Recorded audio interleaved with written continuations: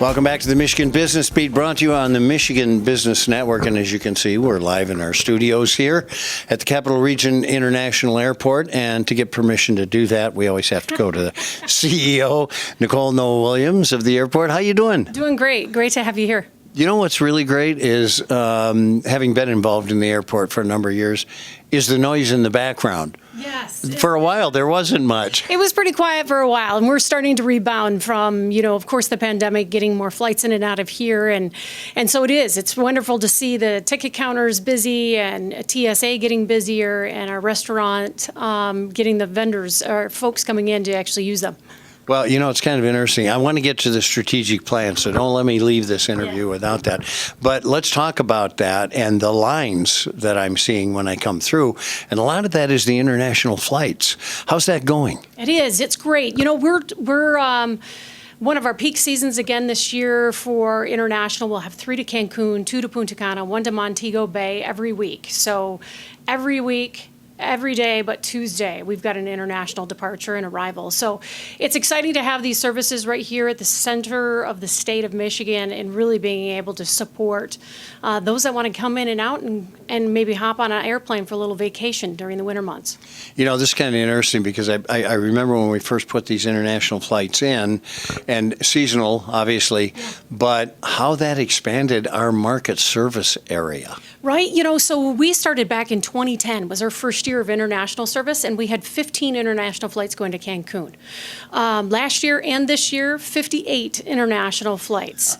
So it's been really successful. We've been excited to have the partnership with Apple Vacations, and they go out to bid, and so we've had multiple airline carriers that are providing the services every year. So really excited about how things have been running this year. The customer feedback continues to be positive. If anything, everybody's going, okay, so what's next? Are we keeping these markets next year? And what do we want to plan for our, high school spring breaks and their college spring breaks for next year? So soon we'll have more details. Well, and you alluded to, they've had different carriers, but really exciting this year is the fact that they have Avello as their carrier, which is really a good story for the airport also. Yeah, it continues to support carriers that are providing services here. So we've got the Avello airline flights going back into Orlando International. Those flights will run until the first week of April and falls right in that same time of the international service. And then we'll be looking at some other opportunities down the road. So we're excited about that partnership. Yeah, and we have you on frequently because we know that at any moment there may be another announcement of something. So you keep coming back. Working on things. Stay tuned. All right, let's talk about strategic plan now. You've been working on your 20-year strategic plan. How's that process going? And then we'll get into the reaction to it. Yeah, really, it's our master plan has been kicked off, and it really looks at everything pertaining to the airport. So a little over 2,000 acres of land, and we're planning what needs to be expanded. How do we want to use various areas of our land and change maybe designations within some of the land that we do have today. So we'll see how things continue to progress, but we're looking at areas that have been designated as strictly aeronautical use as the potential of maybe space for aerospace manufacturing. So there's a lot of different opportunities. And for me, when I came on board here with the Airport Authority, it's focusing on diversifying revenues. So what do we need to do? What's on the shelf of projects that we need to do to build on the foundation so we diversify opportunities?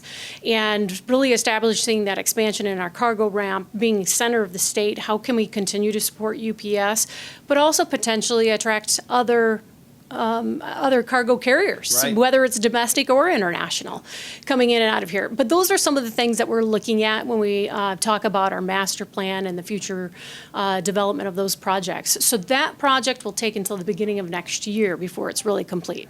Well, and of course, you've got international clearance of goods and people. That makes this a very attractive site for freight forwarders and people like that. Right. We became a port of entry back in 2009 here at the Capital Region International Airport, and it really provides that opportunity for not just the passenger side that we've talked about, but as you said, being able to clear cargo. And how can we help support corporations and manufacturers throughout this entire region? So whether it's Michigan Economic Development Corporation or it's LEAP that's working on various development opportunities, not just here, it really can impact throughout the entire state of Michigan if there's growth that has that need to support UPS or the need for UPS services to support their clients. All right, let's get back to the strategic plan because after doing all this work and having it, you introduced it to the public. How did that go and what was the feedback? Yeah, that's the very first public event that we had for our master plan. We'll have at least 2 more. And as we continue, the very first phase is really about education. Getting folks to understand what is the purpose of our master plan, what are the key projects that we're working on outside of runways and taxis and aprons and the terminal itself, which is one of those key pieces that'll be addressed within our master plan. The next 2 will really focus on the next piece of really the puzzle, looking at forecast numbers for passengers, looking at use of land, and when it's all said and done, we'll have something later, probably fourth quarter of this year, that'll be probably a larger, more complex, Community-oriented, yeah. Yeah, but it was really, it'll be a full spectrum of the master plan and all the projects that are tied into it. Well, you've done a great job of getting things on course, and also we'll have you back again because we know there's always a surprise in your pocket. There could be, yeah. All right.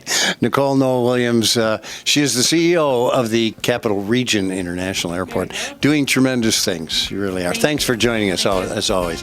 Chris Holman here. You're watching the Michigan Business Beat on the Michigan Business Network.